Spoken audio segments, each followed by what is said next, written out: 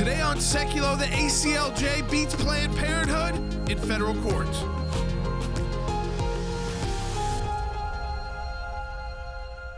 This is a great victory against Planned Parenthood in federal court in the 8th Circuit Court of Appeals out of South Dakota, where your ACLJ attorneys, including me, we were deputized by the governor there, the Attorney General's office, to represent the state. This battle goes back to 2011. So we talk about taking on those billion-dollar-a-year abortion interests like Planned Parenthood. It's no joke. You don't just, these aren't just 2-year battles, which that alone can seem long to people now. You've got to be dedicated to the fight. South Dakota's been dedicated to the fight, but they ultimately got to a point in 2020 where state officials and the pregnancy health centers filed a joint motion to dissolve the injunction against what is a third-party requirement to, it's basically informed consent. So you have to, before getting an abortion, visit a pregnancy health center before you consent to an abortion, which, again, informed consent is a normal part of medical practice and laws in states. That's why, if you're in a doctor's office, they go through all the things that could go wrong, even if it's a sliding scale of more likely to less likely. You've got to get all the information. They provide you these packets of info. This is what could happen. And so in this situation, again, going back to 2011, 2020, we get brought in 2021 and by Governor Noem directly. And we have been filing all of our briefing, but we did know that this case would turn on Dobbs at the U.S. Supreme Court. It would be a very different case if Roe versus Wade was overturned. In fact, no case at all. And this is that first time I've seen in federal court since Dobbs, where because of the overturning of Roe versus Wade, we are winning cases without having to go to oral argument. So oral argument was, the injunction was lifted against this law. It now goes into effect in South Dakota. And we don't have to make oral arguments. We just beat Planned Parenthood. This is why taking abortion from the highest level of scrutiny under federal court, any kind, the abortion distortion, as we call it, back to a state issue or legislative issue, even if some of the federal laws moving forward, we're able to get victories in federal court that usually this case, without the overturning of Dobbs, could have gone all the way to the, it was already a decade plus long legal battle to get informed consent. Now, that informed consent will move on, but I'll bring in CC Hal immediately. The other part of this, CC, is that there's going to be a lot less abortions in South Dakota. So with all of that combined, the court said, no need to come in to argue this. You've won. Yeah, and that is a great victory. And we've seen, obviously, you thanked our supporters, and we do thank our supporters because we are in a battle against Planned Parenthood constantly, and they are very, very, very well funded. And this was a case that, like you've said, went on over a decade, and we were brought in and appointed as special assistant attorney generals, and were able to do the briefing and filings. And then the 8th Circuit got it right that said, Dobbs has come down, and therefore this third-party counseling requirement South Dakota can definitely do. So it's a great win. When you're talking to folks in your community, now that we're less than a month out from the midterm elections, are people talking abortion to you, voting for or against someone because of their stance on abortion? Because certainly we're seeing the left pushing that as the choice, even though you've got all these other economy, war in Europe, the threat of nuclear Armageddon. So I want to hear from you. Is that something you're actually hearing in your community? And do you think it'll affect the outcome of the midterm elections for or positively or negatively for conservative candidates out there? Be right back on Sekulow.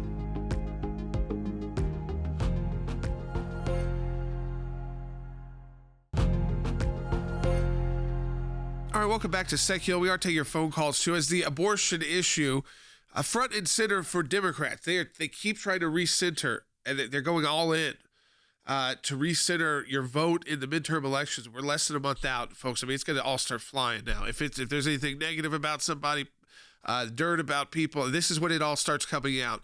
And so you have to prepare yourself for that, because you might hear things, and I'm not just talking about the Herschel Walker kind of situation either, but some of the people you might not have, again, even been on the radar about negative stories and this and that.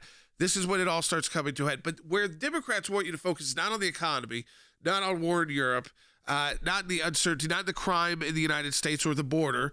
They want you to focus in on abortion.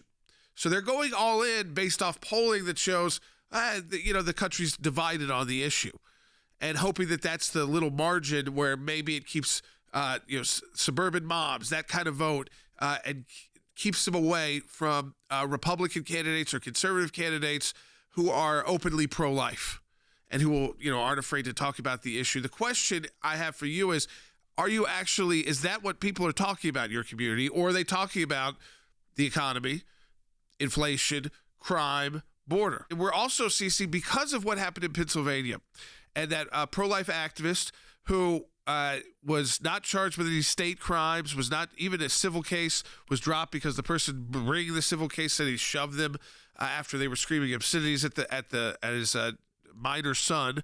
The FBI came in, 20 agents, and now we're starting to hear from more pro-life activists. I think we see this time and time again, where maybe they weren't speaking out about it or it wasn't getting the attention it should deserve. And now people going back from a couple years ago are saying, yeah, I have this video. Here's the FBI. The FBI did the same thing to us under the Biden administration. Yeah, it's ridiculous how the Biden administration definitely has weaponized the DOJ and the FBI against pro-life speech and pro-life activists. We saw that exactly like you said with the Pennsylvania father of 7 who got arrested by 20 to 35 FBI agents with their guns drawn. We saw that now just happen again in Tennessee with a father of 11 being arrested again by FBI agents, guns drawn for, again, an event that happened over a year and a half ago, and charged with violating the FACE Act, which is freedom of access to clinic entrances. So it seems pretty suspect that the FBI and the DOJ are getting involved in events that happened over a year and a half ago, many of which the local authorities did not pursue, did not find any crime happening there. And yet the FBI is coming and targeting anyone who dares to really protest at an abortion clinic. I'm going to start taking the phone calls now because, again, this is all important. The legal side of it, the ACLJ, as we talked about, big victory. We beat Planned Parenthood, deputized by the state of South Dakota. After this case had been going on for over a decade, and we come in, ACLJ wins. We don't even have to go to oral argument. We got the victory. That law goes into effect in South Dakota finally, after more than a decade. And we're starting to see more restrictions in place. But I asked you the politics of it, and a lot of the politics of it is what's on the ballot. You've got all these ballot measures, and you can't just say, hey, everybody listen to this broadcast, vote yes, or everybody vote no, because the different ballots, some are positive, you want people to vote yes, some are negative, you want people to vote no. And they are written in a way to, most of the time, there's and everybody knows this in politics, that most people go in and just vote no on new ballot issues, if they vote at all. So to pass a new ballot initiative can actually be more difficult than just getting people to vote against it, because a lot of times people aren't that. Sometimes you walk in, you haven't heard about any of this. Could be local things. It could be at your city level. Could be at your district level. It could be statewide. And you haven't gotten a lot of education. Now, on these, there's a lot more politics at play. I want to go right to the phones on it. Steve's calling out of Michigan online too about an initiative there. Hey, Steve, welcome to Sekulow. You're on the air. Hey, thanks for taking my call.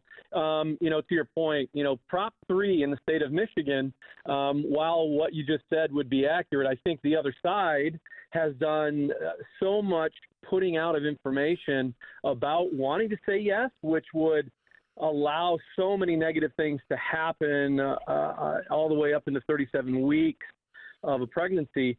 The wording of Prop 3 is so confusing, and just wondering, how much of that's really on purpose. My daughter works for Pregnancy Resource Center, and thankfully she gets to give us a lot of information, but that's not what's being portrayed in the media and what's being said on numerous commercials from the other side. So I'm just wondering, your take on that, and it's so confusing that it's very scary. I'd say it like this. Said. Prop 3 in Michigan, which would be a no vote for the pro-life side, but the way it's written is more like reproductive health, and they use pregnancy a lot early on in a positive sense throughout your pregnancy. But it's so extreme that if you actually take it where it goes, a minor would have a right to abortion under the Michigan, your state constitution. But what we're seeing is exactly that, Cece. It is, they hope, I think our folks, our supporters, they would be able to read it and know this is pro-abortion. Yeah. But that's not the majority of voters. Even in midterm elections, you still get a lot of people who are not following everything. They show up on maybe the day before election day, maybe a week before they start paying attention. And ballot initiatives are pretty low on their list of priorities when they're trying to figure out what candidate I'm going to vote for. And then if they'll even read it when they're in the booth is another question, especially when they go on and on and on. Yeah, so ballot initiatives, you literally, the wording is confusing, and I think that is intentional a lot of times. Just like you said, you can't now know if a yes vote really is yes or a no vote really is no. And so I think, it's very important for all of our listeners as you go to vote in November that you do your due diligence and you do the research. Just like, our caller said, you need to do the research on this and find out exactly what those ballot initiatives mean and which is the correct way to vote. Yeah. And of course, you can always call in with us. We're tracking all of that through ACLJ and ACLJ Action. And in some places, we're doing more, and we're partnering with groups too on education, some on polling. People talking about Kentucky a lot, and that issue there where we had not gotten. We were talking to Frank Mannion last week from our team, and we're talking about the issue that it could go to court, but it also could be decided by the voters before it goes to court. And there's no polling on it. Well, I'll tell you, ACLJ Action is going to make sure we get polling on that, so we have an idea of where should resources be spent. What are people thinking? Is this top of the mind issue? And even if they're pro-life, do they know how they should vote? So even a secondary kind of step there. Let me go to Joe in Texas on line 3. Hey, Joe. Yes, thank you for taking my call, Jordan. I live in Texas, and we have a gubernatorial election coming up, and Abbott is running against Beto O'Rourke, and the bulk of his ads for Beto are basically about abortion. He even has a couple that I would consider probably above childbearing age, talking about taking your right to your rights away from you. And the only other ad that he's really running that's of any significance is a woman that lost her child in the Uvalde shooting and how Abbott is not able to, prevent that sort of thing. But the overwhelming number of ads that are hitting us here are about abortion. And the interesting part, Joe, if I can ask a follow-up, I mean, that's quite a gamble, I would think, in a state like Texas. It is. I mean, it's a very diverse state. It's very different geographically everywhere you go. But to go all in on that as your main issue, to me, I would say that's when you're ignoring the economy, when you're ignoring the border crisis, that could be off-putting to a lot of voters. But is it resonating, or do you think it is more and more off-putting? Because I feel like a lot of these Democrats, Joe, like Beto, like Stacey Abrams, have been falling in the polls since they started going all in on this. Well, I could just tell you my circle of influence, what's affecting the bulk of us, I think, probably across the country is the economy, is the crime. I don't think the abortion issue is resonating with those of us that are of faith and, believe in scripture and that sort of thing. And, we're hoping and praying that, that people realize that, the right to kill a baby is not the thing that people should be focusing on. He had a strong showing when he ran against Ted Cruz, but the economy isn't where it is now. Right. It was a different time. I mean, Stacey Abrams had a strong showing, too, when she ran against Governor Kemp. It was very close to the point. She's an election denier. She doesn't believe she lost that election. Now she's starting to really seem desperate in a lot of her statements. And I think, again, you go all in on an issue. It's not that it's not important. Roe versus Wade was overturned. It's important to both sides. I get that.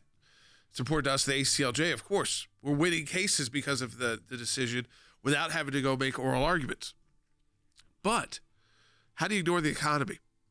How do you ignore the issues that really are front and center for those officials, whether it's a gubernatorial race or a Senate race or a House race?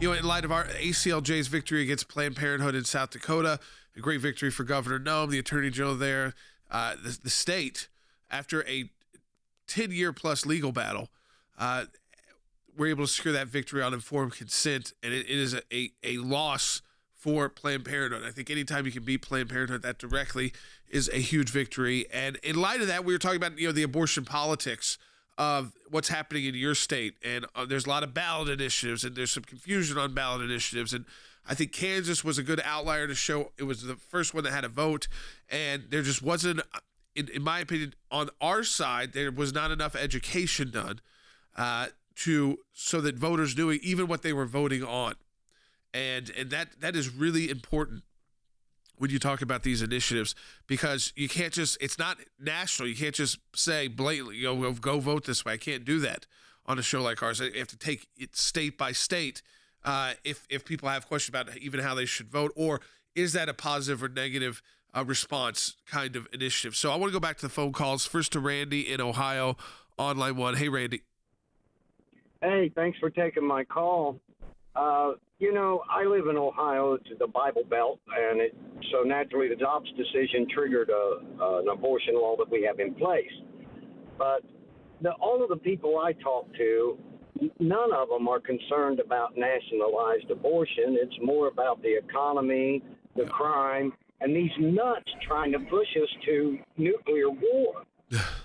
Well, I think, Randy, where you are, that is probably why. And Ohio's changed. You wouldn't have probably said that politically about Ohio. Now, depending on where you live in Ohio, you may feel more like you're in the Bible Belt than other regions of the state. It's a big state, a lot of big cities that are different and unique. But it has certainly become a much more solidly red state over these past few election cycles, even more so than Florida, I would say. And because of that, you have your statewide candidate, Tim Ryan, on the Democrat side, tries to run as this moderate. Now, he's got, I think, 100% voting record with Biden, and I'm sure on abortion, pretty extreme. And he's trying to pivot away from those issues more and more and trying to sound like he's more of a kind of a middle-of-the-road candidate. But his record just doesn't reflect that. And I time and time again, I think that those races where J.D. Vance and Ryan, where it looked like they could be very tight, they might still be polling tight. I think when it comes down to it, if 28 days from now, when people get into the voting booth, if they're voting on the economy and security, I think it's pretty tough to pull that lever for a Democrat or to punch that in on the screen. Unless you're a hyper-partisan person where you're just automatically going in to vote. And listen, a lot of voters in midterms are hyper-partisan. That is, I don't know if it's the majority, but it certainly makes up a base of voters if you combine both the partisans on the Republican side and Democrat side, because it's a midterm election. They don't get as much attention. And it also depends on where you live. Do you have a big statewide race? Do you have a big initiative on the ballot? Or is it more of the House races and not as big on the statewide level? So if you're not in those states that constantly are getting, attention in the news, turnout won't be as high. So we will see. It will be very interesting that a few days after the election, after November 8th, to start figuring out where this played in people's voting, and did it matter here but not here, and was it because of what else was on the ballot, or how the economy is doing there? I think we're going to learn all of that. Let me go back to the phones. Teresa in Michigan online too. Hey, Teresa. Hey, Jordan. Thank you so much for taking my call. I just wanted to bring up the point that in my lifetime, I've never seen where they have pushed abortion so hard. Yep. And, going back to your original question, people are not talking about that. People are talking about, am I going to be able to heat my home this winter? Can I fill up my gas tank to get to work? I can only buy this amount of food because I can't afford the groceries. It's just a sad world we live in right now. Yeah, well, and Teresa, if that's how people are voting, then this whole calculation will have been wrong. But I think, again, CC, unfortunately, what we know from the other side is their secondary part of their message here is that it's economic related.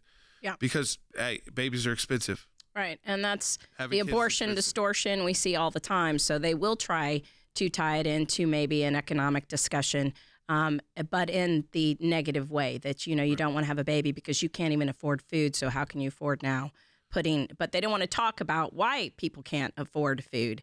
That's why they are focusing on the abortion issue. It's not every election cycle that abortion politics is kind of leads the way. In presidential races, usually, you know what the Republican is, and you know where the Democrat is, and they kind of state their opinion and move on.